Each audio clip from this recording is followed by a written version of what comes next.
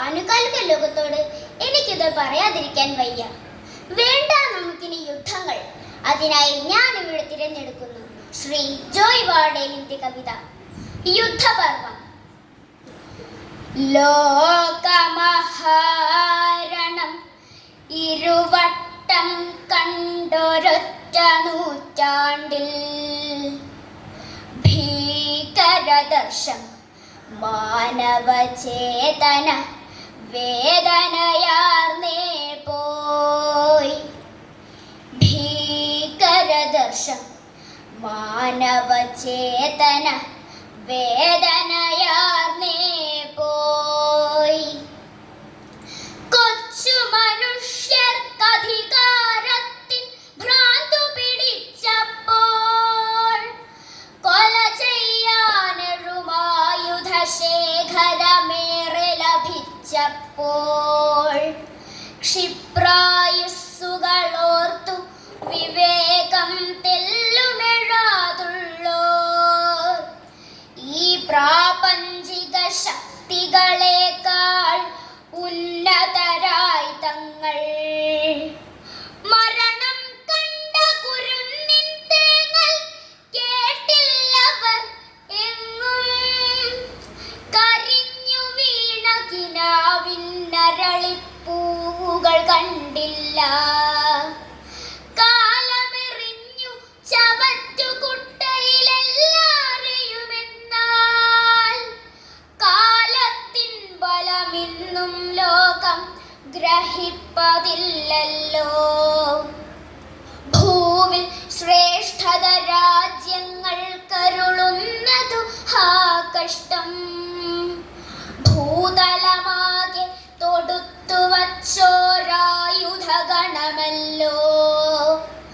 മാനുഷഗുണവൈശിഷ്ട്യങ്ങൾക്കതിലേകീലൊരു പങ്കും മണ്ണിൽ സ്വർഗം വിരചിക്കുന്നതിനില്ലൊരു ബഹുമതിയും. ന്യായം നീതിയുമൊക്കെ നിശബ്ദം നിറതോ കലറുമ്പോൾ ന്യായാധിപനും കൈ കഴുകുന്നു സ്വാർത്ഥത ഗർജിക്കേ.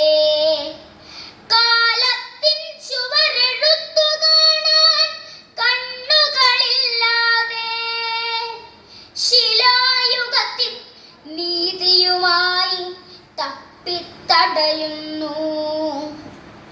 21-ാം നൂറ്റാണ്ടിലുമീ ഭൂവിൽ രാഷ്ട്രങ്ങൾ ഇരുളിൽ വെളിച്ചത്തുള്ളികളില്ല തൈജസകീടങ്ങൾ. അനന്തമാണീ പ്രപഞ്ചമതിലെണ്ണം ഗോളങ്ങൾ. അതിങ്കലേറ്റമഗണ്യമസാധാരണമീ ഭൂഗോളം. പ്രപഞ്ചഭിത്തിയിൽ നീലപ്പൊട്ടായി കാണുമതവ്യക്തം. പ്രഭവമഗോചരമെന്നാൽ ശൂന്യത താണ്ടിടുമൊരു യാനം.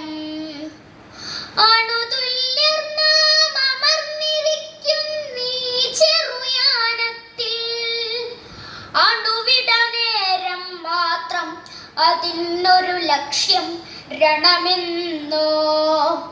സംഗ്രാമത്താൽ തർക്കം തീർക്കും മൗഢ്യത്തിനു പകരം സംവാദത്തിൻ യുക്തിയെ വയ്ക്കും ഭരണം വരുമെന്നാൾ. ലോകമഹാരണമീ നൂറ്റാണ്ടിലും ആവർത്തിക്കായിവാൻ പാകണമിന്ന് വിവേകത്തിൻ്റെ വിശിഷ്ടം വിത്തുകൾ നാം. ലോകമഹാരണമീ നൂറ്റാണ്ടിലും ആവർത്തിക്കായിവാൻ പാകണമിന്ന് വിവേകത്തിൻ്റെ വിശിഷ്ടം വിത്തുകൾ നാം.